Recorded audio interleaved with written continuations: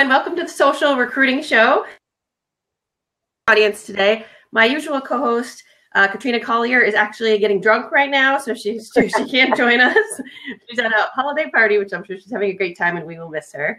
But thank you, Katrina Kibben, who is stepping in again as my usual co-host.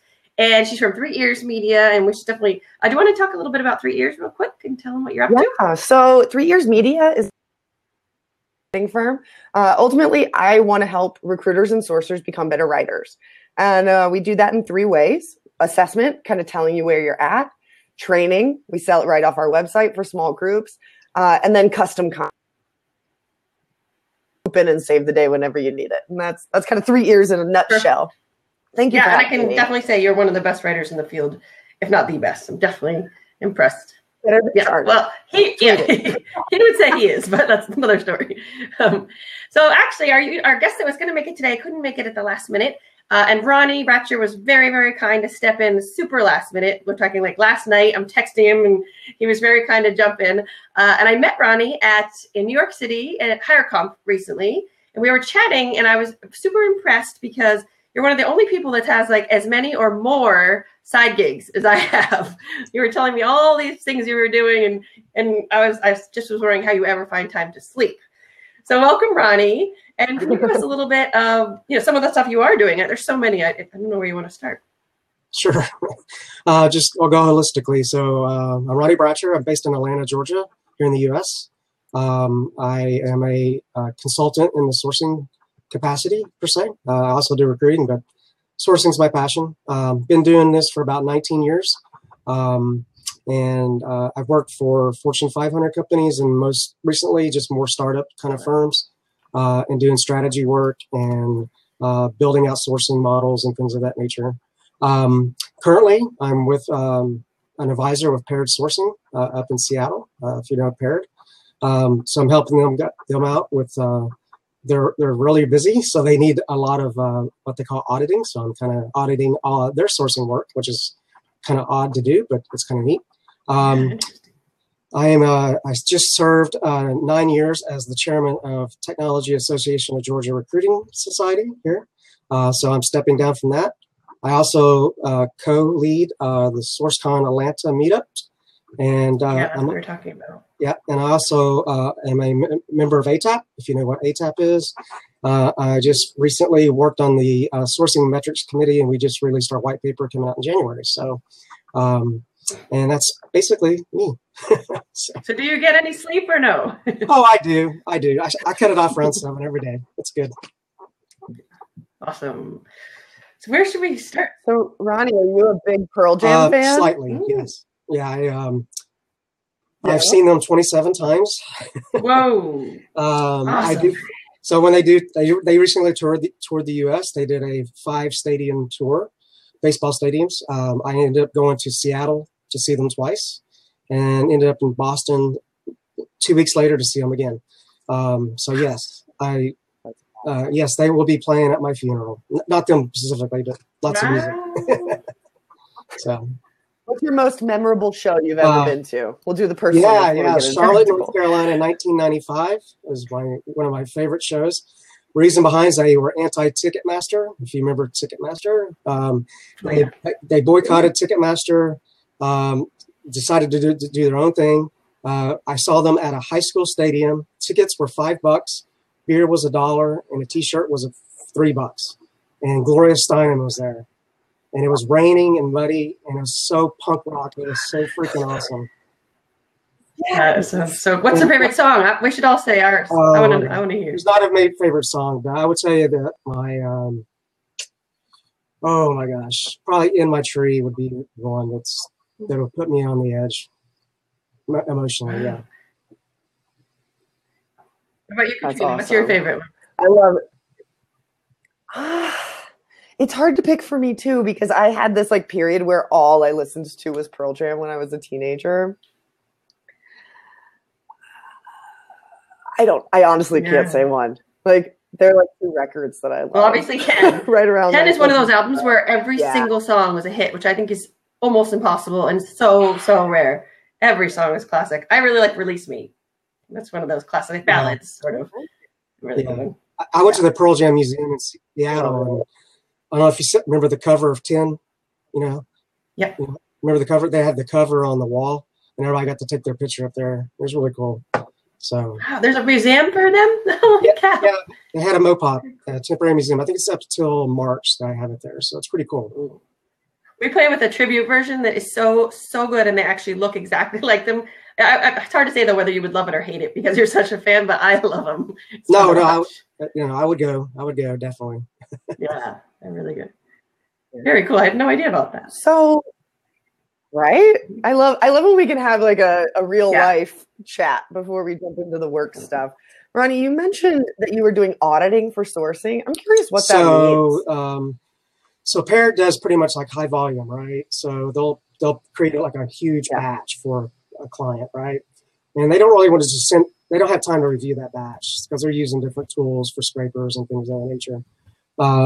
So what they'll do is what they're banking on is on the backside of that for me to look at that batch and rank that batch, and they'll take the high end of the batch, like 1, 2s, and 3s, are the ones they send over, and that's what they deliver to the client. So the client's actually getting the right stuff and not just keyword mumbo jumbo stuff. So I get paid, basically per audit. So the more they send, the more money I make.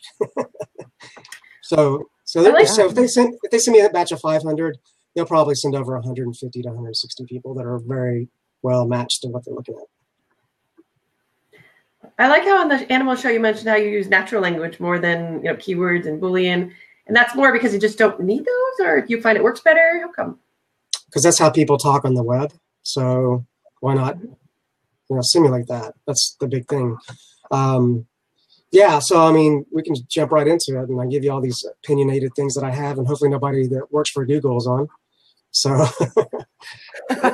so if you have been watching the news at all here in the U.S., you've probably noticed that the Google CEO was testifying before Congress and Senate, and as you know, Google is probably like if I ask you to go search something, you'd say what? Google it. What's the verb? Google it. Google it. It's a verb. It's an actual freaking verb now. Believe that or not, which just drives me crazy. That's fine. I grew up in sourcing before Google, so the way I grew up in sourcing was that you had to manipulate Google or Alta Vista to make it work for you, right? You had to do all these commands and syntax and kind of manipulate that. You still have to now because basically since quote unquote AI is coming into the world, so when you do type into Google, it starts telling you what they think you should see, right? So if you type recruiters are, usually says dumb, right? Or if you put in Ronnie B, it's going to probably say Bratcher because they got my IP address tracked, right? Yeah. So they are basically telling you what they want you to see. So if you go outside of sourcing, you're looking for a pressure washer, right? And you type it in, they're going to start giving you all these ads that are SEO'd and tell you what they want you to see, what companies have paid for, and blah, blah, blah, blah. So, I have no issues using Google. I use Google every day. But what I try to get people to do is to get off Google because basically you can find more, I guess you could say Google is not covering the entire web. No tool, no search engine can cover the web. It is so huge. Like it's bigger than we will ever think it will be. I don't think even in my daughter's 10,000 grandchildren's later ever is going to cover it because it grows every day. So, I think we were talking earlier, your 3 top search engines in the world are what? Google, Bing, and Yahoo. 1, 2, and 3, right? So with Google, everybody uses it. They've taken advantage of it and are kind of controlling the world basically. So if you look back at 2015, that's the last time these 3 search engines basically said, "Hey, we're going to tell you how much we're indexing of the web." They don't do that anymore because they just don't. It's just too much. Yeah, they just don't want anybody to know. Right. But Google, last time I looked, is only 4% of the web. So people don't know that. So so that's why you have all these dark web places and things like that. So So what I try to do in my daily work is, I'll do the Google, right? I'll go out there and do my thing, but then I'll go out there and use other things that doesn't search Google. There are search engines that do search Google. So like, I'll give you an example, the easy one, DuckDuckGo. Yeah, they're going to put you private, but guess what they're still searching? They're searching the Google. I mean, you're going to get the same results you're going to get on Google. So I try to use some other alternative search engines where I can either hopefully turn Google off or do all the preferences on my search engines. Usually they're meta search engines, which means it's searching about 16 to 50 different search engines. Wow. But I want to be able to manipulate that in my own way. So I've been doing that. I just finished up a 2-week project with my client here in Atlanta using 10 or 11 different search engines to find different people. And, and I can even talk about a real world project I did 2 years ago, which became a SourceCon presentation on using 10 different search engines to find 10 different people that I could not find on Google immediately. Mm-hmm. So and 3 of those people were actually hired. So it was really a cool project. So talk me through the logistics, because a lot of these people are very technical people, and normally they ask me, well, tell me all the details, right? Mm-hmm. So how do you search 10 search engines? But I'm not a source. Is there like one page and you mapped it so it searches everybody, or like, what'd you do? Well, we'll just start with the ones that I like, right? I mean, my go-tos. I test a lot. I mean, I was looking at a spreadsheet this morning that I pulled off the web from a true researcher, right? And she has over like 4,000 search engines that she uses. What? So, so, they search all kinds of stuff, code or pictures of people on Reddit or whatever, something like that. But let's just keep it more like meta search and kind of universal since the audience is like that. So one of my favorites is from Switzerland. It's called eTools. Mm-hmm. It's etools.ch. And basically it searches 16 different search engines.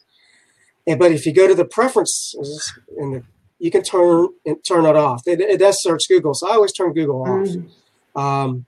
And in the search bar, I don't do anything fancy. I don't put any like commands, quote unquote. I usually use the parenthesis phrase like software engineer or in quotes. Yeah. There's no and or no ands, just software engineer, quote unquote, and then maybe Python, maybe in Boston, maybe resume or my resume, or contact me, mm-hmm. And then I'll usually maybe do some get out the false positives like minus job, minus jobs, minus submit, minus example.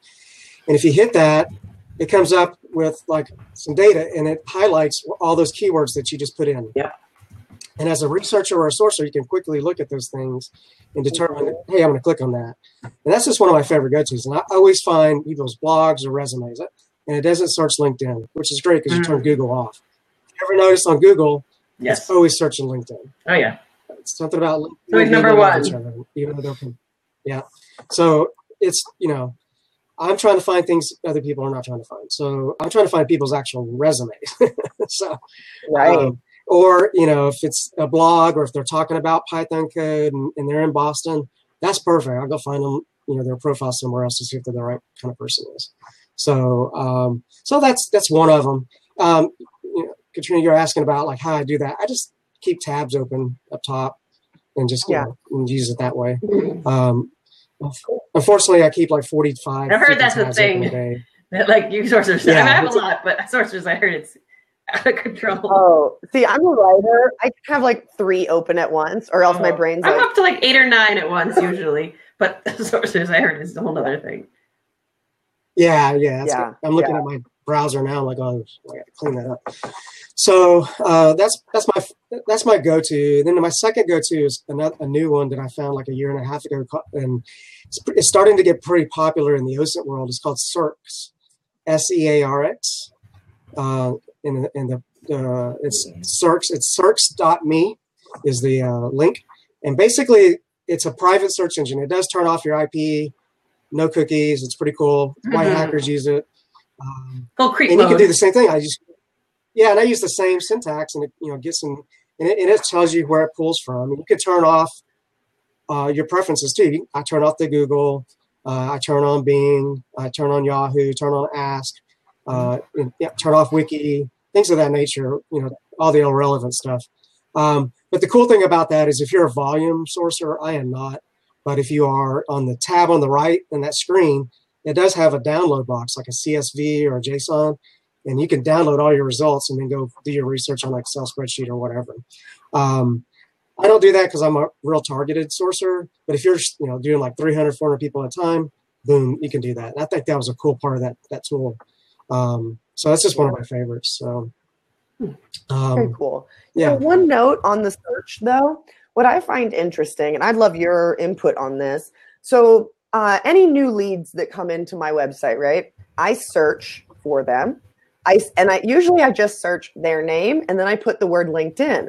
But what I found is interesting is that over time, the search results get worse. So the first 4, let's say, will be the LinkedIn profile of that person. And it's like on point because I have the email address. So in my head, if I search that, right, it should tag right back.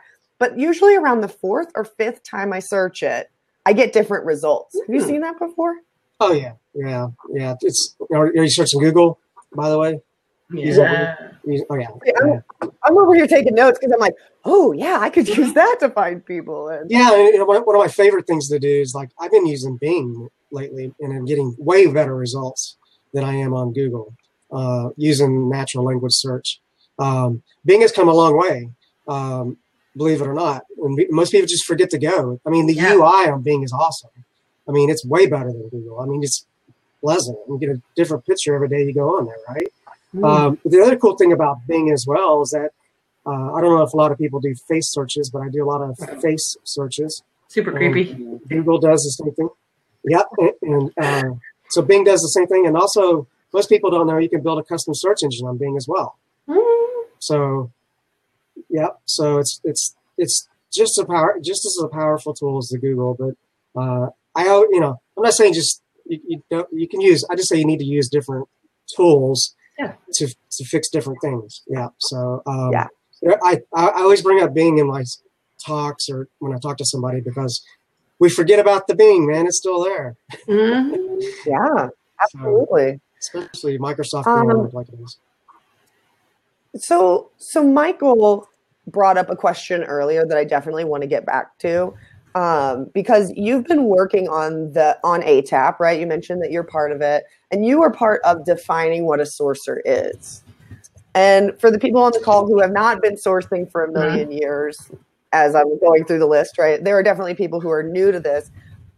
Where do you put the boundaries on sourcing, and when do you cross the line between sourcing and recruiting? Yeah, that's a great question because we did this for a whole freaking year. So I think one of my friends here, Steve Levy's on the line, so he knows he's been through some of these conversations. So I got the task personally to define sourcing for our white paper. And how did I do that? It took me 2 months to do it. I crowdsourced the web basically. I went out there and read every freaking article about sourcing and recruiting, and just took all that context, put it in a big word cloud, and just kind of like created a freaking definition. So I don't agree with our definition 100%, but as a member of 12 people that are thought leaders in the world, we did come up with what a sourcer is. I'll give you my definition, and I'll give you their definition. ATAPs. ATAPs is basically a sourcer is basically does identification, research, qualification, and delivery to a proprietary, which is a manager or recruiter or whoever, right? And that's when sourcing kind of stops. I back it up even more. I think sourcing stops when you engage with somebody. So if I'm recruiting Audra, right? I find Audra online, find all our profile, I gather that data, and I present that to the manager, but I have not qualified her, right? But if I start getting her on the phone or email, that is recruiting. That's a sales job. So I don't define. I think there are roles that sourcers do engage, but I still think that's a recruiting metric, not a sourcing metric. And it's also a little confusing when you talk to one person and then they're like, okay, now you got to talk to the recruiter and now you got to the hiring manager. I can see why. Yeah, and that's another one. Yeah, so the committee was sourcing metrics, so we were just trying to define what does a sourcer get measured on. I don't feel like the sourcer should get measured on qualifications of a candidate because I feel like that's a recruiting metric. But we have defined it in our white paper that is part of the process because most people do want you to do that role. I've heard that a lot. That you actually talk to them first. So I don't know if that. I don't know if that makes sense or not, but that's the way I define sourcing. I mean, and you can have all kinds of. You can have full life cycle recruiters that do sourcing, or you can just have sourcers that do, like me, just do sourcing. It can all be measured different ways. So you just got to measure each step of the process, basically. Yeah, I really hope there are some vendors on here because I would love for them to hear your definition because that's the first time I've heard it very definitive. I think for a long time, just like you said, sourcing, it was either full life cycle recruiting, right, end to end, or it was a little bit past conversations, right up to conversations, just getting data, not even, right, just like taking a list and uploading it to some Dropbox somewhere kind of thing. That's really interesting. Yeah, so like I'll get. I'm just going to kind of like, I think I'll give you my state of sourcing kind of speech here. Sorry, is this for 2018 or 2019? The state, like, or just right now where we're at? Just right now, because I'm like actually been looking for projects in the past 6 months. So I've talked to a lot of people, a lot of corporations. And I'm not going to shit on anybody, but I'll just tell you that they'll call me up and say, "Hey, we got this great sourcing project for you. Can we talk?" I'm like, "That's awesome. Let's talk." Get on the phone and they go, "Oh yeah, man, I need you to call this person. I need you to qualify them. I need you to close them." I'm like, "So you're not really needing it. You don't really need a sourcer. You're needing a recruiter." "No, I need a sourcer." "Oh, no. So it's just like this argument. Nobody really understands the two things. I'm saying, yes, if you need a recruiter that does sourcing, then call it that. Don't call it a sourcer.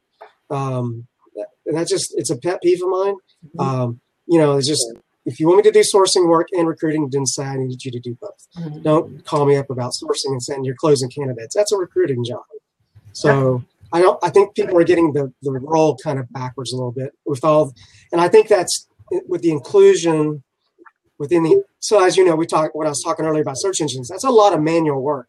A lot of people nowadays that are coming into the industry have all these tools that they're using. And I have nothing against the tools, but you got, like, if I walk into let's say a car shop, right? You buy a brand new car in this state of economy. They're super high tech, right?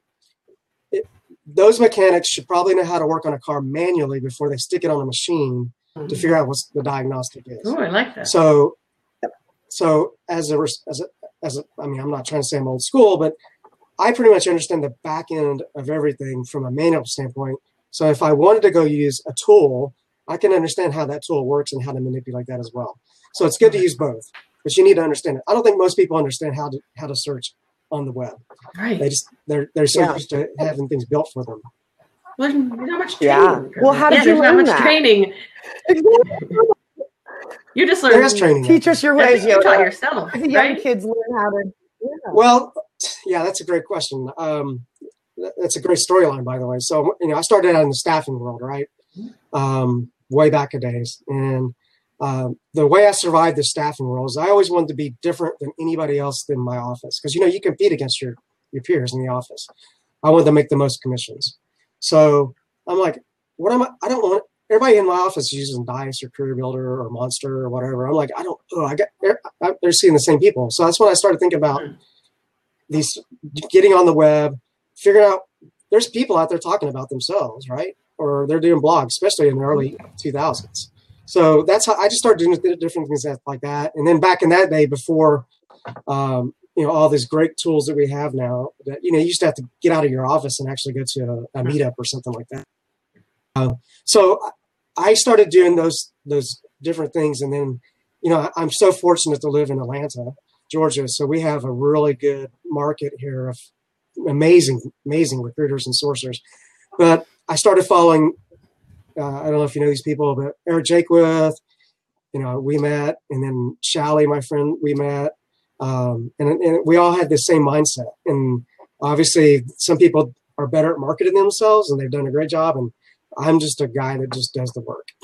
So, but I get to hang in those circles a lot, and fortunately, they're all my friends, and we do a lot of great stuff, and that's kind of how I learned how to do it. They're like mentors. And yeah, mentors, and I'm a big believer in SourceCon has been a big thing about this, is that you share something, hopefully you'll share something back with me, because we all have different talents. And I want to learn from somebody else, and I'll share with me. So I'm always curious to learn from other people. I think I was, I don't know if I talked to Audra about this in New York. I've been playing with some heavy white hat dorks on Google, like really heavy, deep stuff to find like weird stuff that's not firewalled, right? So I'm finding people's blogs that are just hanging out there in the web that they think are blocked, or their resumes hanging on the backside of a server, or a list is here. And then, so I'm just kind of taking the stuff that we kind of know from the Boolean world, and then add in some very heavy white hats that are legal.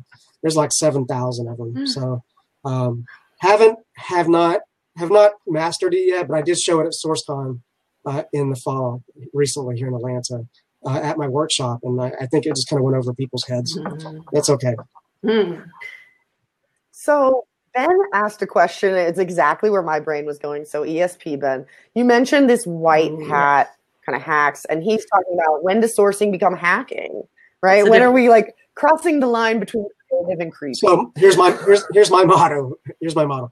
If it's on the web and you can see it, it's legal. Where the line crosses is when you start trying to break. So some of these hacks, these white hacks, they do have like try to get into people's password or admin rights and things like that.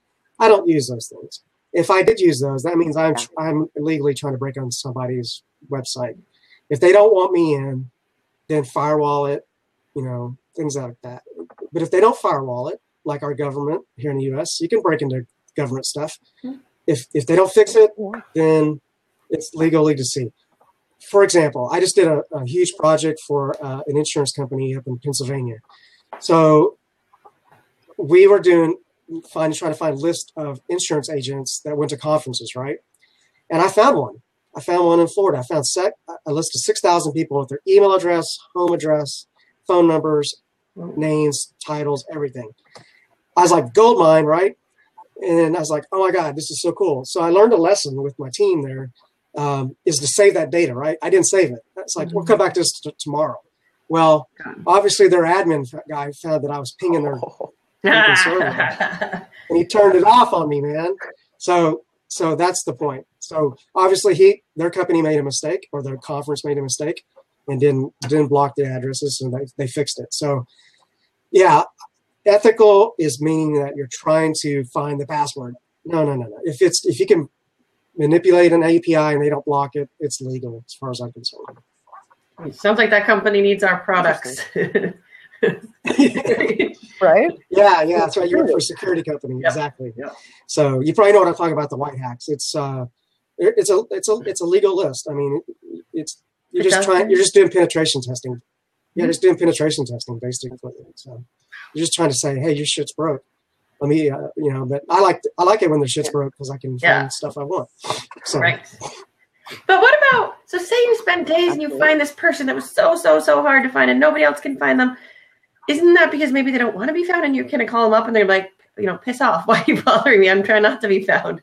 Is it worth finding these hard to find? Or is it just that they don't know SEO and they want to be found, but they're just not good at the internet? Yeah, I've seen both types. I've seen for instance, that one project I did, with the 10 different search engines, there was one gentleman that always showed up in my searches. He was super good at SEO. He was a Python developer too. It was totally freaking me out. But yeah, there are people that don't want to be found. Like, they've taken themselves off of the most social sites, and they, even like on a GitHub or a CodeStack or Stack Overflow, they put minimal information. And I find that in the security world. Well, not really. They like Twitter a lot, but they on the web, they kind of keep quiet. Yeah, they can be. But my goal is just to deliver to my client, which is usually a recruiter, quality people that they can actually reach out to, because you never know, right? That person is probably tired of hearing from the popular companies, but if you work for somebody that's a really cool company, they've never heard of, and like for me, I'm burned out at Fortune 500 stuff, right? I don't want to be a cog in a wheel anymore. I want to make an impact. So if a small company calls me, like the client I have here in Atlanta, that's only 12 people, that is hot to me. Like, that's awesome. I'm going to make an impact there. So, and they found me, and I didn't find them. So it was really cool. They sourced you. Yeah, they said, we heard about you. Yeah, we heard about you through another recruiting friend, and we just want you to do sourcing for us whenever you want. We call you like 10 hours a week or something like that. And they do all the work. They don't have an HR group, and they're based here in Atlanta and Sydney, Australia. So it's pretty cool. Yeah. So you mentioned that, you kind of bring the list to the recruiter. How do you manage that relationship? Because I hear a lot that, for example, the recruiter hiring manager relationship is it's tense, so to speak. How to source a recruiter relationship? Have you ever had a tense situation? Oh, yeah. What helps that? Yeah, I have a lot of great. The best people I work for is those kind of relationships, actually. Wow. Yeah, so I'll give you a couple. I'll go back to like Microsoft. I worked for a gentleman. I'm sure he's not on here. His name is Brian Fippinger. He's based out of Chicago. Super, super great, awesome recruiter. So he knows how to, talk to managers. He knows sourcing. He knows recruiting. He knows it all. So when I joined as a sourcer, and I did some recruiting as well. So you have that fight. Like, what do you do? How are you going to help me out, right? Mm-hmm. So you got to build that. You got to build that trust. So I've been and that's part of the metrics, right? So my goal is to have a 95% acceptance rate with my partner. And how do you build that? Usually it doesn't happen in the first month. Usually you have a 60 to 65% acceptance. That's a goal. That's to me, that's like the beginning goal. But you have to like understand where they're coming from, right? So you got to get in their world. You got to say, hey, I want to be a team with you. I'm not we're going to become a partner, a pair, and we're going to work together. So you got to learn their intricacies. They got to learn your intricacies, and then you got to put those two talents together and build it. So the way you do that is I need to be a fly on the wall with your managers, or I need to come see you in person.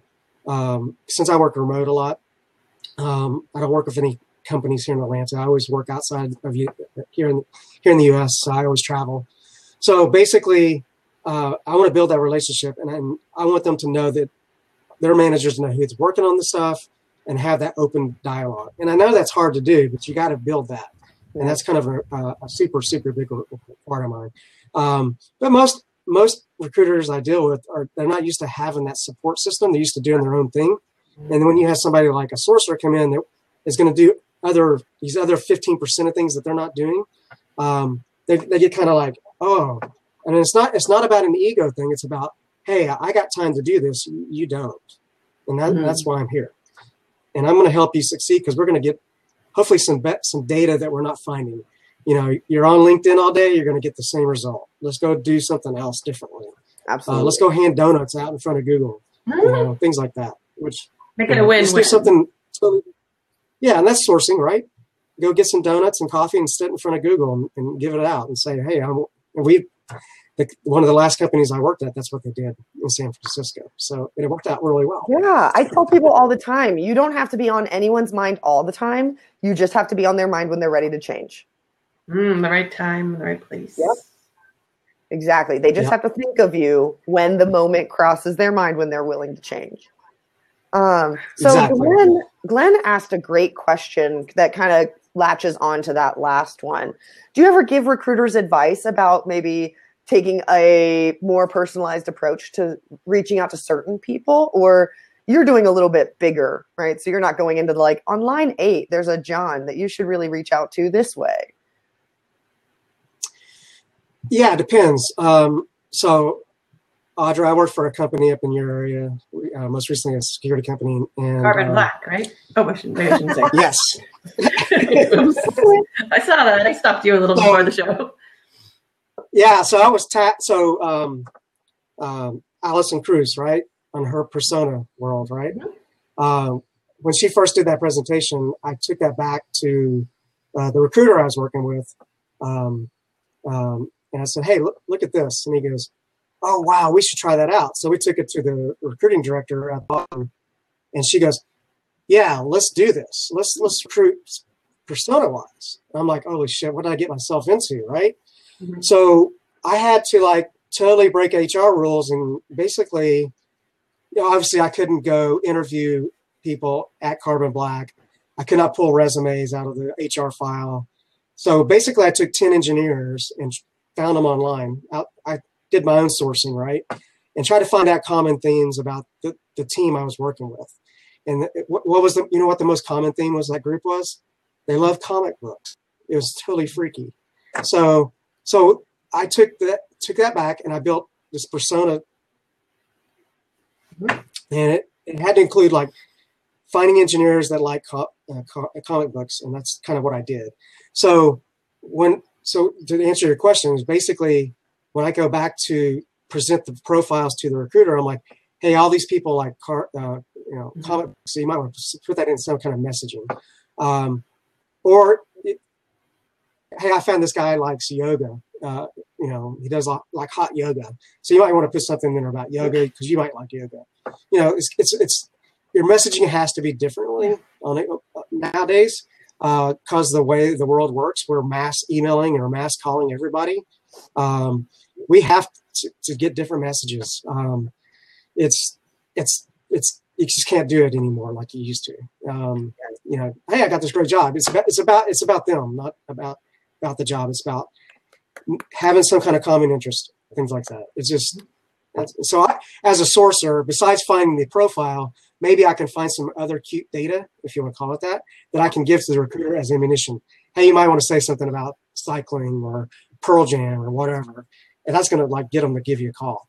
Because you actually found something about me besides me as a Python developer. Got their attention. But Katrina, taking that into our world, I love the fact that then you could do a Facebook ad to people that like certain comics that also have the job title of whatever it is. And guess what? And then the image would be something about that comic. Boom, you've got their attention. Like, oh, I like that. And then they're hopefully going to click through and, you take them through. But I think you could use that in both worlds. I think we lost Katrina. She's frozen. Okay.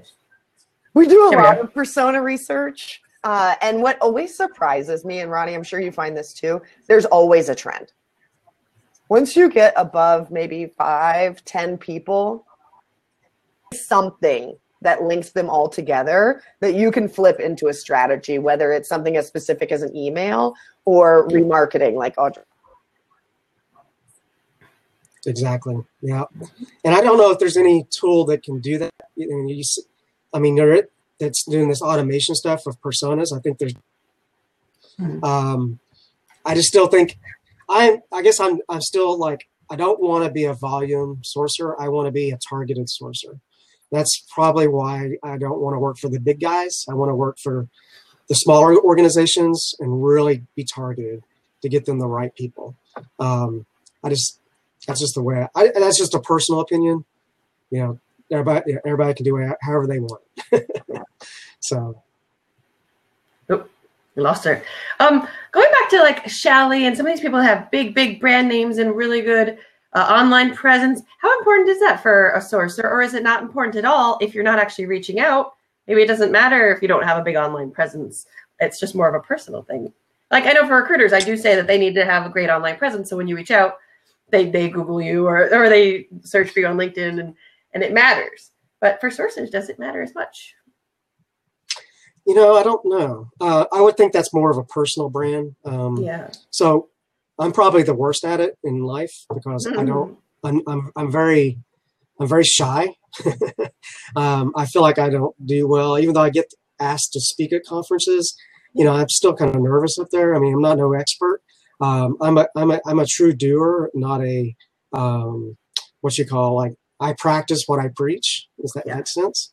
Like some people I know, they don't do the work and they think they can still do it and they can't. So I'm very much in the trenches, and I kind of like feel like my brand is through word of mouth. And I guess here's a good point. A good friend of mine, Eric Jakewith, taught me a long time ago. He goes, you're going to go to a conference and you're probably not going to learn much because you probably already know it. But while you're there, you're basically building your brand. Mm. So when you interact with people, you need to be able to tell them what you do in a 1-minute conversation. So have your elevator speech. Yeah. So I don't really go to conference. I mean, I go to conferences for two things: to learn, to share, and to meet other people. And the meeting of the people is for me to get work, because I'm a consultant, and I need to have that kind of brand that, hey, Ronnie can do this kind of work. So I feel like I don't have this ego. I call it as it is. I will tell you, I am the worst data scraper guy on the earth. I cannot do it. I just I don't practice it. And that's my downfall. But if you talk to me about finding people online, that's my favorite thing to do. And I'll talk all day about it. So, I guess I don't know how important it is to build that brand as a source. I think it's more of a personal brand, and to build a community like the SourceNow community or other communities out there as well. So that's the way I do my work. Like I have a domain, and I haven't even built the web page yet. I need to build that so I can say, hey, here's me, instead of just getting word of mouth. I probably need to do a better job of that. I'm not. The young kids coming in are really good at doing this. They got their YouTube stuff going on. They got their weekly blogs. You guys got your weekly show. I'm just Ronnie Bratcher here in Atlanta doing work, man. Oh, you're great at networking. For someone that's shy, you're awesome at networking. Oh, I guess so. I'm okay. I highly recommend the book Story Brand, Ronnie. Check that out. If you're looking for a way to get your 1 minute, figure out how to do your website. I read it a few weeks ago, and it has completely changed my perspective. Ooh. Like, it changed my website. It changed how I tweet. It changed how I write, like everything. It is fascinating. It'll take about 2 hours to read.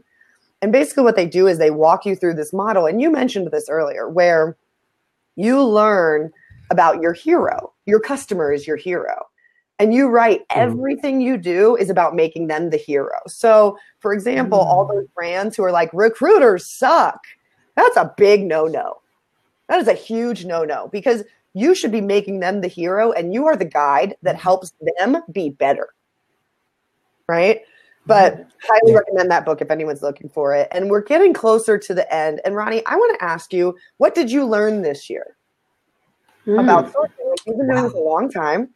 Tell us something that maybe you learned that these experts don't know. That's a good question, right? I'll just go back to what we were just talking about. I learned that I'm not doing a very good job of marketing myself in a non-ego way. Yeah. And I need to learn how to do that, because so just being personal, and hopefully I can get a job out of this. But I've not done a good job of getting projects in the last 6 months. I normally don't have struggles getting work, but in the last 6 months, it's been really the right projects for me and for what people want to do, and or pay my rate, basically. So I think I learned, and I've noticed with my younger generation peers, that they're doing a way better job of showing their skill sets to the public, where I am not. I'm just kind of I'm letting other people do the work for me, and I need to be more outgoing. So it was funny. Animal posted earlier, like, I'm doing a road show. Like, I just did his show earlier this week, right?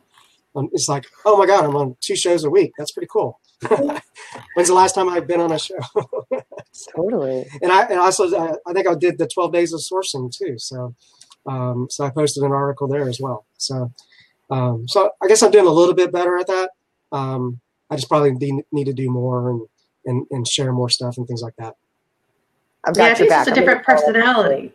Yeah, you could definitely help them out. That would be perfect. Because we have like the marketing personality versus the digger hunter, and together. Yeah. Someone asked a good question about, is it challenging being remote when you're doing sourcing, or maybe it doesn't matter if you're searching and maybe you can just do it from home? Yeah, there is challenges because you're not on site or with the team. I've learned that one of my requirements if I go on a project is I go on site and learn the customer, the client, the personalities, the roles, managers, things like that. I prefer to work off-site. That's just a personal thing. I feel like I'm more productive because I am an introvert. I don't want to talk to people. I just want to be heads down, do my work. And I feel like, and secondly, I live in a big city here in Atlanta. If you get in the car to go to work in Atlanta, you're in your car 2 to 5 hours a day. Yeah. I feel like that's 5 hours of my time that I could be sitting at my desk here, giving you productive time. And so I feel like that's where the two go off and on. I just talked to a cool company up in Seattle.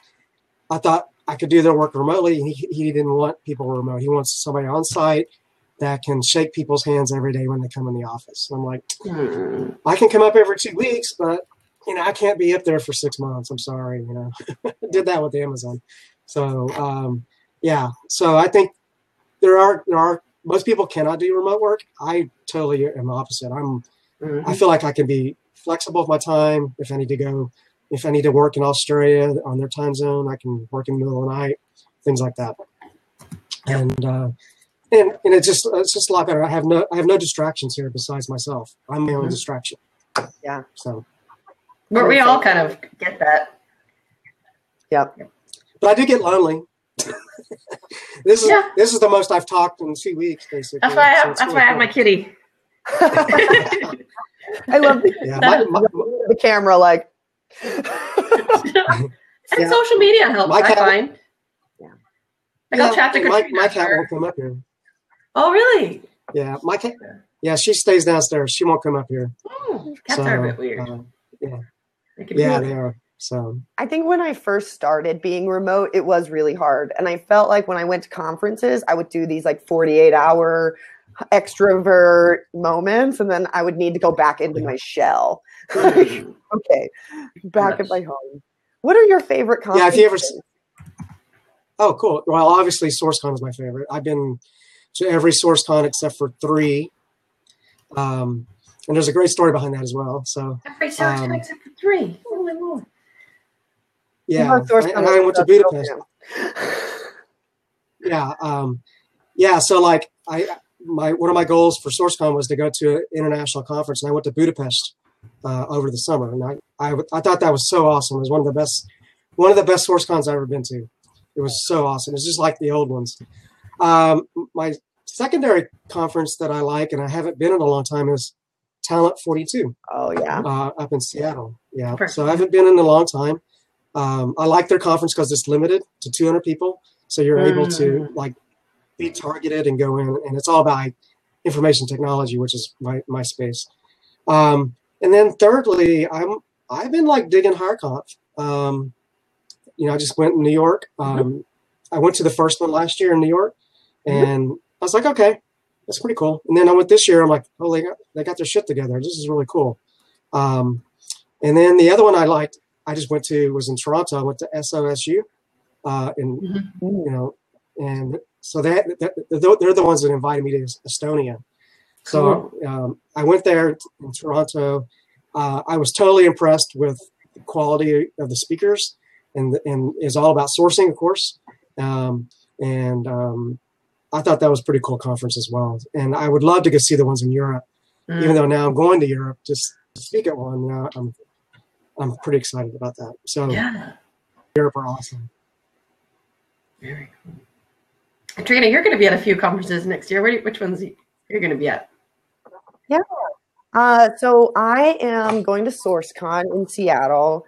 It's probably the one I'm most excited about for a lot of the reasons. We actually talked a little bit about this before we got on, because I feel like SourceCon is the most friendly conference I've ever been to. Like, no matter how big it gets, people are so kind and so generous with their information. So I'll be teaching copywriting for sourcers. And it's really copywriting for recruiting, especially after you extended our definition today. But and I'm about to get on the phone with Shannon actually about that presentation. So knocking out that one. And I'm also, another big one I'm doing is SHRM Talent. in Nashville where I'll talk specifically on writing better job ads. How do you market the job? Yeah, we talked about that at HireCon, right? Is that the one? Yeah, I'm mixed up now. Very cool. I know. Believe me, my head's spinning. What I like about SourceCon is the welcome wagon. That's just a great idea to make people feel like part of the community. You've probably been on that, Ronnie, right? Yeah, I did the one in Budapest. Yeah, it was really cool. You explain what that is again? It's just obviously to make people feel welcome, but how does it work? So basically, it's a welcome wagon, but also it's to help people. You know, SourceCon is huge now, right? You have all these tracks, and if you've never been to SourceCon, you walk in and you're like, holy shit, what am I doing here? So basically the welcome wagon is to help guide you through that. So basically how I approach it is, hey, tell me about your background and what are you here? What's your purpose? What do you want to learn? And kind of help them guide to get to the right tracks that they want to go to. Instead of going to like a leadership track when they're hands-on, right? If you go to a leadership track, you're going to be totally bored and you're not going to get your money's worth. So that's kind of like the welcome. And it's also just to have, and there's also most people in that group are very, very good at what they do. So, you solve a problem, a real world problem, right there. Let's do some sourcing on the spot. And it's also just to meet people. It's a great way to meet people. At one SourceCon, I did the first innovation lab. I hosted it. And it was the best way to meet people one-on-one. And that's kind of how I did it. I just said, hey, what do you want? What are you here to learn? And I knew every tool in the room because I researched it and I knew where to direct them. If they want to learn about a people aggregator tool, I would say that you need to go to these tables. Or you want to learn about a job board, you need to go to these tables. Or if you want to learn about personas, you need to go to that table. And then you learned about their backgrounds a little bit more one-on-one. So I would say the welcome wagon is a really, really, really good thing. It's a lot of work, but it's a lot of fun. And it's a great way to meet people and direct people in the right way they need to go. Yeah, I loved those. I went to one of those with Aaron Lintz where he did this like whole how to get into the back end of Facebook. And I learned so much in 30 minutes. One of those, like your head's just spinning when you walk away and you're like, can you give me the links so I can digest later? Because I can't take it all in at once. Angela Board-Lucy did that. She's very good about market intelligence. And I was like, I couldn't take any more. My brain was full, but it was really useful. She's very good at that.